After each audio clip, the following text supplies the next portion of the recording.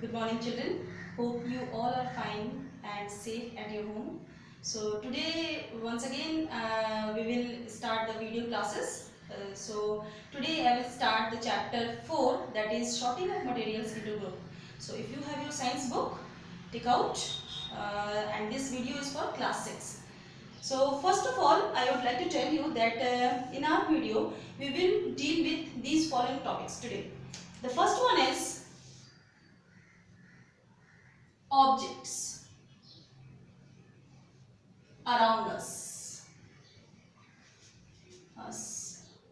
So children, look at your surrounding. You can see so many types of object. Some are natural, some are man-made, some are living, some are non-living. So you can see different types of objects. And do you know, children, these all objects are made up of one or different kind of materials. Maybe wood, maybe glass, maybe paper, or maybe porcelain or cement, like that. Okay. So now comes to the next topic.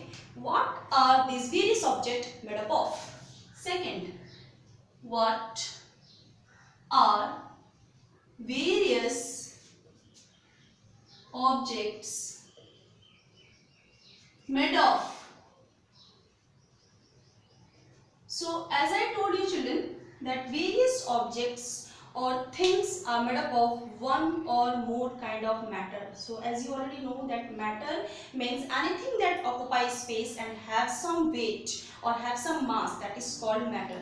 So all the objects is made up of matter, and this matter is commonly called materials. So all the object, we can say directly or indirectly, that all the objects are made up of one or more kind of materials or substances.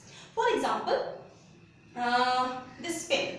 This pen is made up of either plastic, or the pen also can be made up of metals like silver, or the pen also can be made up of tin, or it can also be made up of some other object like wood. So different type of materials can be used to make one pen, or different material can be used to make only one thing.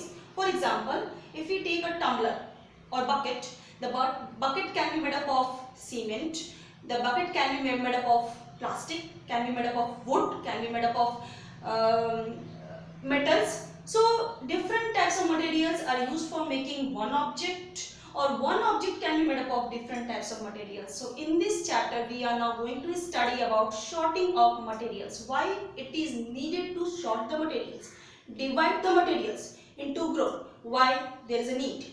So now comes to the third topic, that is the common characteristics of materials. Third one, common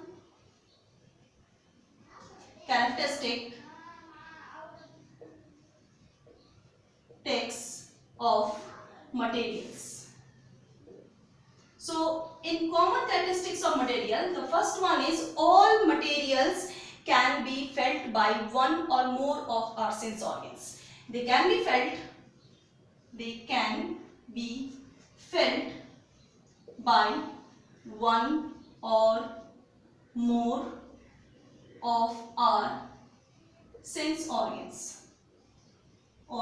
That means materials can be felt.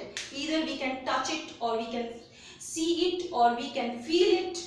Okay, so this is the first characteristic of material. The second one is they all have some mass.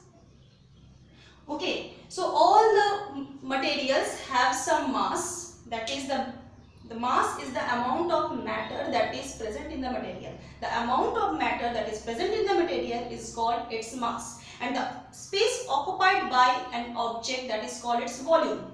Okay, so all materials has some mass. They all occupy some space. They all are matter. And the third one is, yes, they all occupy space. So as I told you, children, as they have mass, they have some weight, they contain matter, so of course they will occupy some space also. So these are the common characteristics of material. The next characteristic, and now the next topic we will study about the different properties different properties, common properties of materials. So all materials possess some properties on which they can be classified. Okay, all the materials, all the things have some properties on which they are classified, and they are used on the basis of their properties. So what are their common properties? The first one is,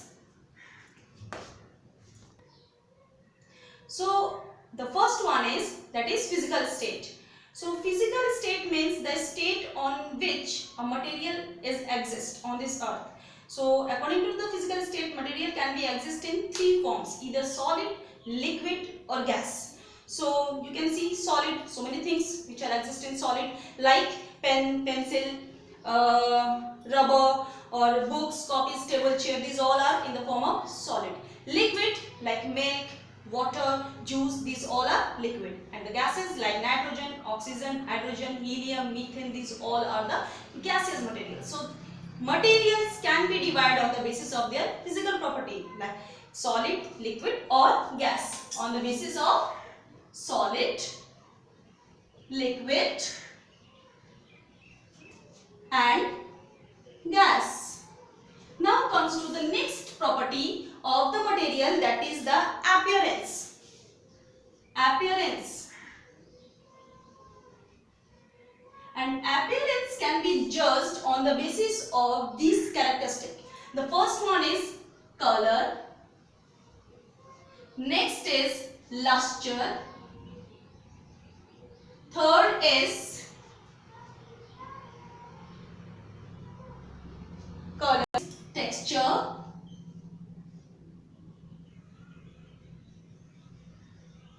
and the fourth is hardness. So as we know that appearance means what? Whenever we look at anything, how the object is appeared to us, that is the appearance. And the appearance can be they can be judged by the terms of these following characteristics: color, texture, luster and hardness. So color, natural objects are naturally colored. For example, gold is yellow in color, copper is reddish brown in color, silver is white in color, or iron is greyish in color. So color, naturally objects are already colored naturally, but the artificial object or man-made object can be colored in any of the color. Now next, luster. Luster is the characteristic shine which is present in the metal. Okay, so that is the luster. So on the basis of color or luster also we can divide the materials among the groups. Next is texture. Some objects are very hard, some objects are very soft. So these all are the texture. On the basis of this texture also, hardness or softness, we can also divide the materials into groups. Next one is hardness. That is the some object, as I told you, that is hard, some is very soft. So on the basis of hardness or smoothness, on the basis of this texture, we can divide the materials into groups. So this is all for today, and we will start continue the video chapter in the next video. Okay, so and also I have given some of the notes along with this video. Please write that notes in your classwork copy. Thank you.